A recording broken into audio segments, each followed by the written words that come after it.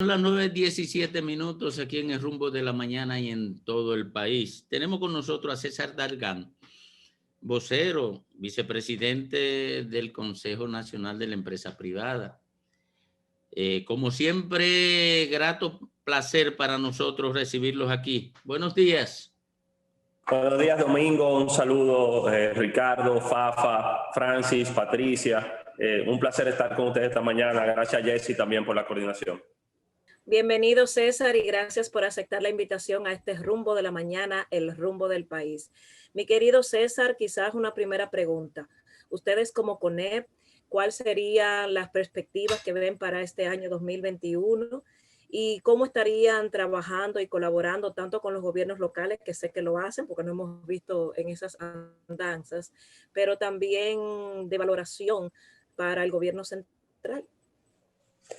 Mira, apenas llevamos días de un año que supera al quizás año más difícil en la historia reciente de la República Dominicana. El próximo martes tendremos 10 meses en un estado de emergencia, causado no por una crisis política ni por una crisis financiera, sino por una crisis sanitaria, cuyos elementos todavía al día de hoy siguen estando muy latentes. Si bien es cierto que se han experimentado avances significativos en torno a una vacuna, todavía su efectividad y la capacidad de aplicación de la misma está en un proceso también de prueba, la capacidad de continuar haciendo pruebas y mantener el distanciamiento. Entonces, toda la distorsión que ocurrió el año pasado, los elementos siguen siendo los mismos. Ahora bien, nosotros estamos muy optimistas con este año 2021. Nosotros entendemos que si bien podemos controlar de una manera más adecuada la pandemia, el resto de los efectos económicos, sociales y de las libertades civiles que se están viviendo al día de hoy en la República Dominicana también se irán cubriendo en el tiempo. Este es un año de muchos retos, de muchos sacrificios. Todavía al día de hoy una cantidad importante de trabajadores dominicanos están suspendidos. Todavía al día de hoy las proyecciones del sector turístico que se han venido mejorando y se está haciendo un gran esfuerzo. Sin embargo, depende de muchos factores externos que nosotros no controlamos. Los restaurantes, los bares, las pequeñas y las microempresas están atravesando un momento muy difícil, pero aún así nosotros estamos optimistas de que podremos salir adelante. Doctor César, está muy optimista, pero ¿tienen algún plan concreto para ayudar a salir de este proceso de deterioro de la economía y que sin embargo crecen los gastos? Se reducen los ingresos, pero crecen los gastos.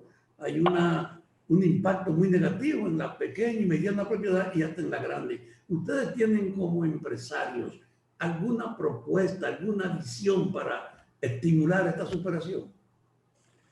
En el mes de mayo del año pasado, nosotros presentamos una propuesta de reapertura gradual de la economía, cuyos lineamientos todavía al día de hoy siguen estando vigentes y siguen siendo aplicables a la situación que estamos viviendo. Toda esta situación, Fafa, que describes y es dramática y es penoso lo que se está viviendo, tiene un eje central y es el tema sanitario. Todos los esfuerzos deben estar concentrados en el control de la pandemia y en evitar la saturación de nuestro sistema sanitario para poder dar respuesta a esta avalancha que se está recibiendo y salvar vidas. En torno al control sanitario, pues luego se desprenden todas las otras medidas, porque se dice en la calle, y creo que tiene mucho sentido, el sentido como se plantea, de que el que no se muera del COVID se va a morir de hambre si se mantienen algunas de las restricciones de la forma en que se han planteado. Pero nosotros tenemos que enfocarnos en el tema salud. El primer tema es ese. El segundo tema tiene que ver ya más con esa reapertura gradual de la economía y con la aplicación de medidas de control en el territorio en función del comportamiento que tengan los indicadores. No es la misma situación la del Distrito Nacional, la del Gran Santo Domingo, la de Santiago, que la que vive, por ejemplo, Barahona o Atomayor o El Ceibo. Y en la medida que nosotros en el territorio pudiésemos controlar los indicadores y en función de eso aplicar medidas, también vamos a ser más exitosos. Ahora bien, todo este tema sanitario tiene sus efectos económicos y sociales. Aquí hay sectores de nuestra economía que han seguido funcionando y hemos demostrado que tenemos capacidad de abastecer el mercado nacional. La industria dominicana, el sector agropecuario, los comercios, el sector financiero han estado acorde a las circunstancias. Pero tenemos muchas micro y pequeñas empresas y muchos negocios informales que viven del día a día, de lo que se produce en el día a día. y cuando se reduce el flujo, cuando tienen que cerrar, simplemente no tienen ingresos. Y eso se aguanta un día o dos, pero ya son 10 meses la próxima semana.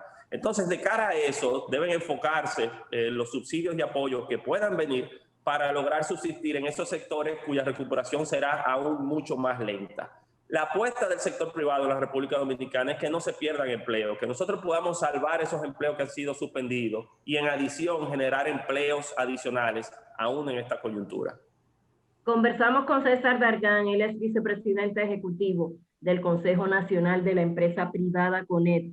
Y justamente en esa condición, César, aparte de manifestar satisfacción por contar contigo en esta plataforma que es el rumbo del país, el rumbo de la mañana, nos gustaría escuchar tu opinión, que es bastante atinada siempre, respecto a lo que vive el mundo. El mundo había cambiado hacía muchísimo tiempo y el COVID-19 vino a darle ese empujón definitivo. ¿Cómo se comportará la empresa, la industria, el sector empresarial de la República Dominicana frente a los nuevos cambios que propone este momento en términos de tecnología y de capacitación de mano de obra? ¿Cuáles son los indicadores con los cuales ustedes estarían trabajando?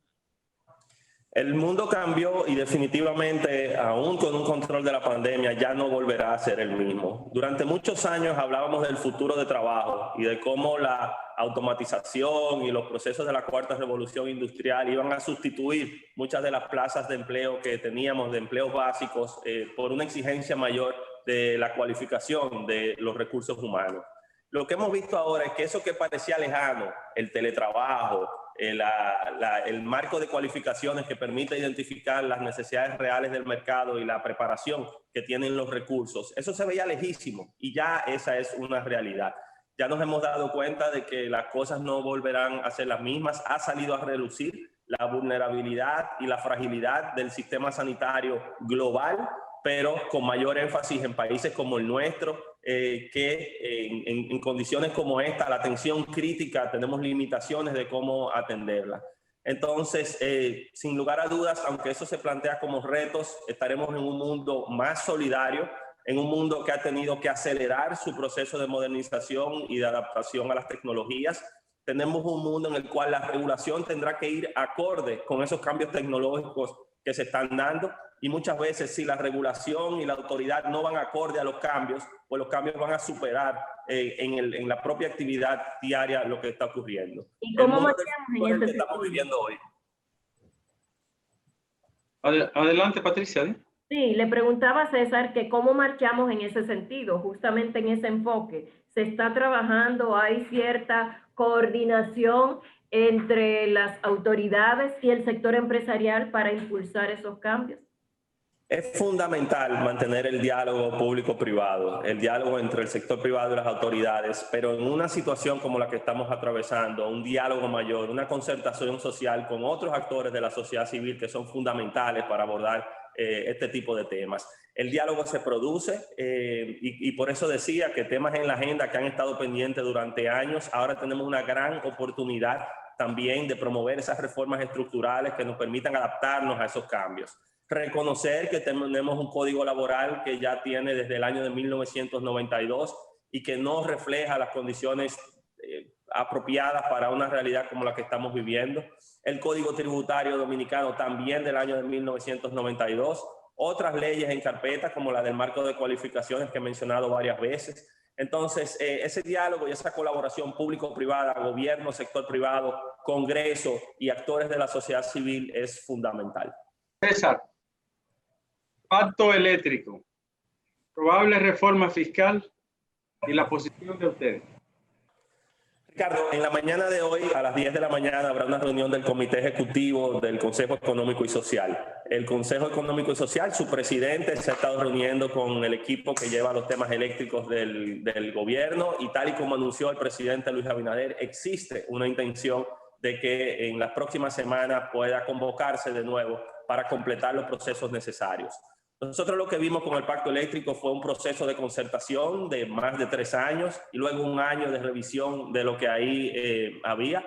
Hubo una capacidad de llegar a una serie de consensos y también quedaron disensos sobre la mesa.